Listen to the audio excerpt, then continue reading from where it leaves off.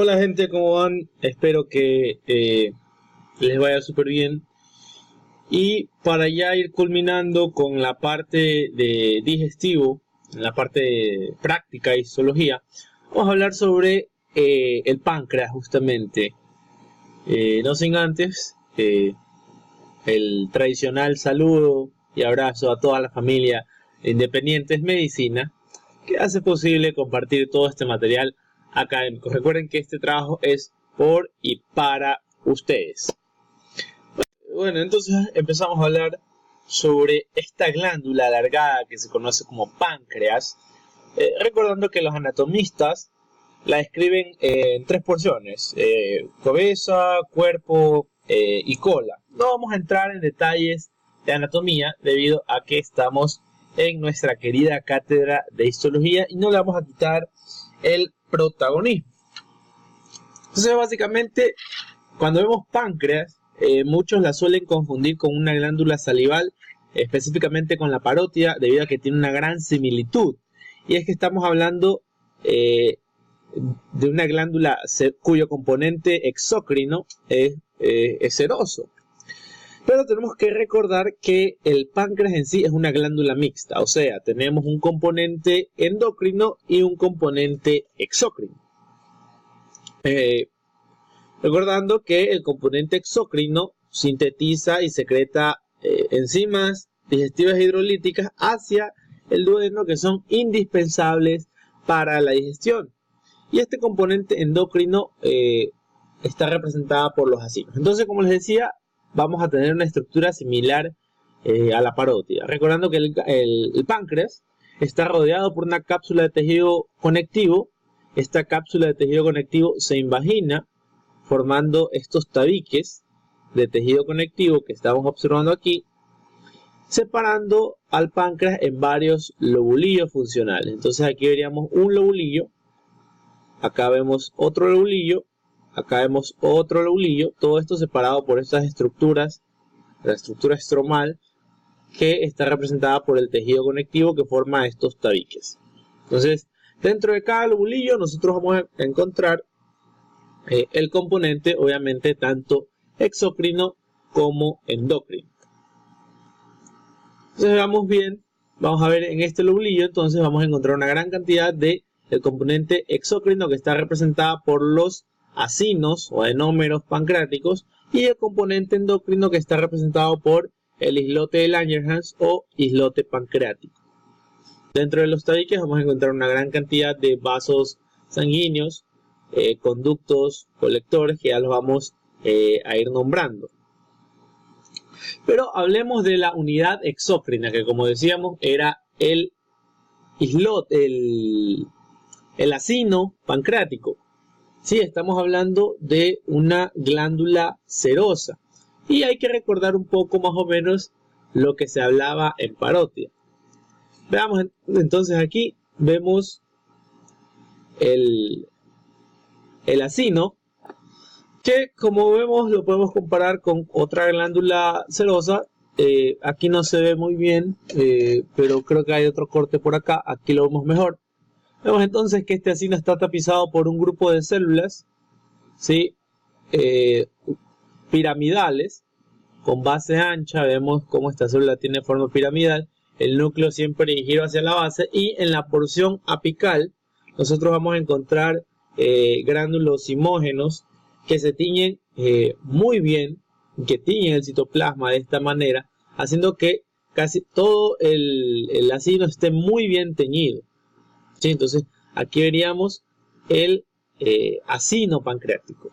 Y en el centro del acino vemos estas células que se las conoce como células centroacinares, que van a formar luego los conductos intercalares que van a llevar el producto de secreción desde el acino pancreático hasta conductos más grandes. Aquí vemos de mejor manera este conducto intercalar que va a un conducto más grande, que es el conducto intralobulillar, que se encuentra también dentro del lobulillo.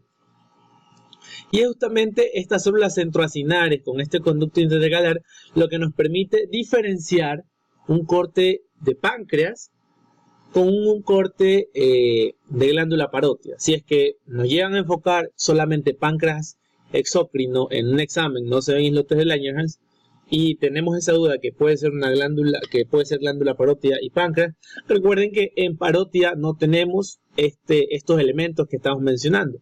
¿Sí? En la parótida no existen las células centroacinales, como lo vemos aquí en el páncreas. Recuerden que las células centroacinales son células muy pálidas, como las estamos viendo aquí, en comparación con las células que forman el acino, que son mucho más teñidas. ¿Sí? Si comparamos esta célula acinar con forma piramidal y esta célula centroacinar que vemos aquí, es una célula bastante pálida, que va a formar justamente este conducto, ¿ya?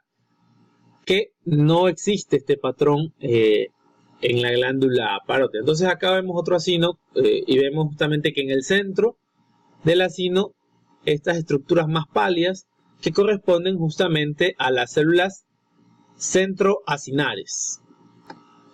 Entonces este acino va a secretar o va a sintetizar las proenzimas, ¿sí?, que pasan a través de esta red de conductos y que se activan una vez que llegan a la luz del duodeno. ¿Sí? Recordemos que el páncreas termina en un gran conducto, que es el conducto de Wirsung, que desemboca a nivel de la ampolla de Vater hacia el duodeno. Entonces todas estas enzimas que se producen, estas proenzimas que se producen aquí, van a ser recién activadas en la luz duodenal. Entonces, como les decía, esta red de conductos intercalares que forman estas células centroacinares van a formar conductos más grandes, como lo es el conducto intralobular que se encuentra dentro del lobulillo. Vamos a ver si por aquí vemos uno. Y estos conductos intralobulares que están tapizados por epitelio cúbico simple van a terminar en los conductos interlobulares, como lo estamos viendo aquí. Esto sería entonces un conducto interlobular, que ya son conductos más grandes, que van a formar finalmente el conducto de Wirsung y que también pueden llegar al conducto de Sartorini, que es un conducto accesorio. Entonces vemos que a medida que el conducto se va haciendo más grande, el revestimiento epitelial también, la célula también se va haciendo un poco más alta. O sea, de un epitelio cuboideo, cúbico alto, que forma los conductos intralobulares, o sea, que se encuentran dentro del lobulillo, van desembocando en conductos interlobulares. Esto de aquí es el tabique de tejido conectivo que separa un lobulillo del otro. Y en estos tabiques vamos a encontrar justamente los conductos interlobulares. Inter quiere decir entre, interlobulares, entre lobulillos. Son conductos más grandes que están tapizados por epitelio cilíndrico, como vemos aquí. Célula cilíndrica, célula alta con núcleo oval y basal. Y acá entonces vemos nuestros acinos que representan el componente exócrino. Vamos si tenemos otro corte. No. Busquemos entonces un conducto. Aquí vemos, por ejemplo, esto de aquí sería un lobulillo. Y aquí estamos viendo un conducto intralobular. Está dentro del lobulillo. Vemos el epitelio cúbico. Y este conducto intralobular va a desembocar en los conductos más grandes, que son los conductos interlobulares. Muy bien, entonces eso en cuanto al componente exócrino. Cabe recalcar que estas células de los conductos pancreáticos, tanto interlobulares como intralobulares, estas células se especializan en la secreción justamente de bicarbonato y sodio, que van a irse agregando en el jugo pancreático y que también le van a dar esa característica básica que tiene este jugo pancreático, que obviamente es importante para neutralizar el quimoácido que llega al intestino. Pero entonces hablemos ahora del componente endocrino del páncreas, que como se los mencionaba hace ratito, está representada por estos cúmulos de células que se conoce como islotes de Langerhans o islotes pancreáticos, que resaltan en el páncreas. Están o son mucho más abundantes en la cola del páncreas que en el resto de la glándula. Entonces, como les decía, resaltan y se diferencian bastante y es otra característica que nos permite justamente diferenciar el páncreas. Son exclusivas estas estructuras de esta glándula. Y no son nada más que un conjunto de células que producen hormonas que son liberadas directamente al torrente sanguíneo, por eso son glándulas endocrinas, que están formadas justamente por una gran variedad de células que ya vamos a hablar un poco. Entonces, aquí vemos componente exócrino, y aquí estamos viendo nuestro islote. Como les decía, es un cúmulo de células que se ven mucho más claras si las comparamos con las células que están alrededor, que corresponderían a los acinos, que son mucho más basófilos. Entonces vemos como una agrupación o un cúmulo de células mucho más claras. Y en esta población celular nosotros diferenciamos varios tipos de células, entre ellas las células alfa, que son células que se ubican teóricamente en la periferia del islote, pero que con fines, por fines prácticos no nos vamos a poner a diferenciarlas, porque es imposible hacerlo con técnicas de rutina. Para eso necesitaríamos inmunistoquímica o inmunofluorescencia u otras técnicas de tinción que no van al caso. Entonces las células alfa son células que se encuentran en la periferia del islote, ¿ya? Y que básicamente su función es sintetizar glucagón, que es una hormona que se encarga de aumentar las concentraciones de glucosa en sangre. Por otro lado tenemos las células beta, que se concentran justamente en la porción central del islote y cuya función es secretar insulina, que básicamente capta la glucosa en sangre para su almacenamiento. Sí, aquí podríamos decir por teoría que esta es una célula beta, porque está en el centro y que por acá están las alfas. Pero les digo, con fines prácticos es imposible o no se recomienda hacer eso. Por otro lado tenemos las células delta, ¿sí? Que son productoras de somatostatina, y estas células por teoría, ¿sí? También se ubican en la periferia del islote.